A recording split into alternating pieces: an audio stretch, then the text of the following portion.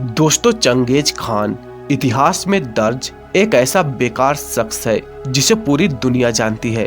उसके कुकर्म, जुर्म, लूटपाट और विरासत की कहानियां अक्सर सुनने को मिल जाती है। चंगेज खान एक ऐसा खूंखार हत्यारा था कि वह जिस रास्ते से गुजर जाता था वहां पर मौत और तबाही के सिवा कुछ नहीं बचता था। उसके सैनिक शहरों और गांवों को लूटते समय अपनी निशानी के तौर पर लोगों के कटे हुए सिरों का ढेर लगा जाते थे।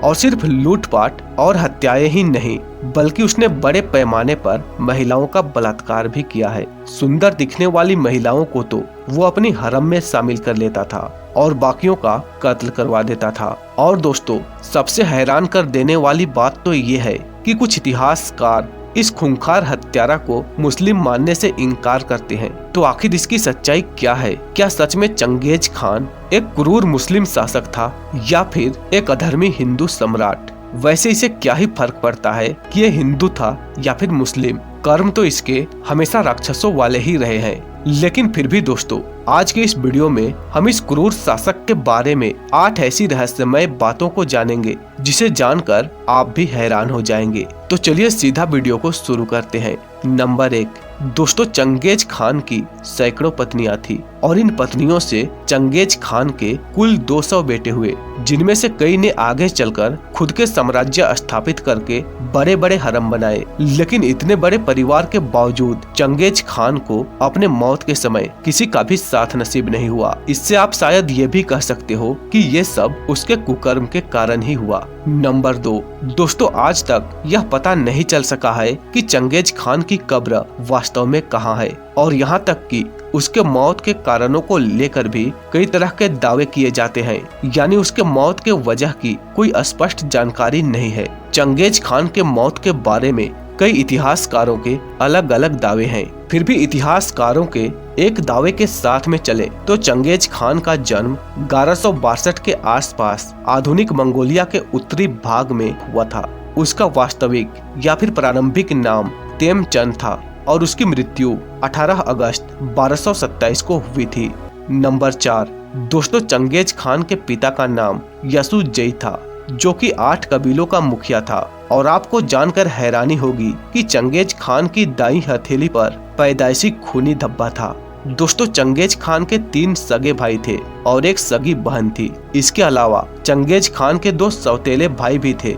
नंबर 5, दोस्तों, कुछ इतिहासकारों का दावा है कि चंगेज खान मुसलमान नहीं था। कई लोग उसके नाम में खान लगे होने के कारण उसे मुस्लिम बताते हैं, लेकिन इसके बारे में कुछ स्पष्ट रूप से कहा तो नहीं जा सकता कि चंगेज खान हिंदू था या फिर मुसलमान। हालांकि यह बात तो बिल्कुल सच है कि किसी दूसरे धर्म की अपेक्षा उसका झुकाव इस्लाम धर्म की तरफ कुछ ज्यादा था, लेकिन उसके धर्म के बारे में हम कुछ पुष्टि नहीं कर सकते। नंबर 6, दोस्तों, चंगेज खान की शादी 12 वर्ष की आयु में ही कर दी गई थी। लेकिन शादी के बाद चंगेज खान की पत्नी का अपहरण हो गया और उसको छुड़ाने के लिए चंगेज खान को कई लड़ाइयां लड़नी पड़ी थी। नंबर 7, दोस्तों, चंगेज खान अपनी संगठन शक्ति, बर्बरता तथा साम्राज्य विस्तार के लिए कुख्यात रहा है। एक अनुसंधान के अनुसार इस क्रूर मंगोल योद्धा ने अपने हमलों में इस कदर लूटपाट और खून खराबा किया था कि अफगानिस्तान सहित उज्बेकिस्तान, चीन, तिब्बत और बर्मा आदि देशों की बहुत बड़ी आबादी का सफाया हो गया था। आप चंगेज खान के इसी बात से इसके क्रूरता का अंदाजा लगा सकते हैं।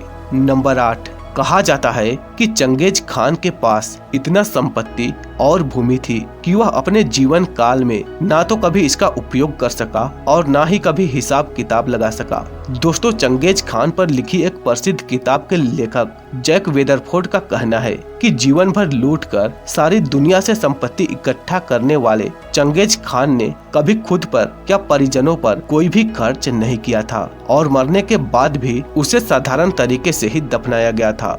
दोस्तों, इस हिसाब से देखें तो चाहे आप अपने गलत कर्मों से पूरी दुनिया को ही क्यों न जीत ले, लेकिन अपने कुकर्म का नतीजा आपको भुगतना ही पड़ता है। और ठीक ऐसा ही चंगेज खान के साथ हुआ, क्योंकि इतने बड़े साम्राज्य, इतनी संपत्ति और इतने बड़े परिवार होने के बावजूद चंगेज खान को मृत्यु के वक्त किसी का भी साथ नसीब नहीं हुआ।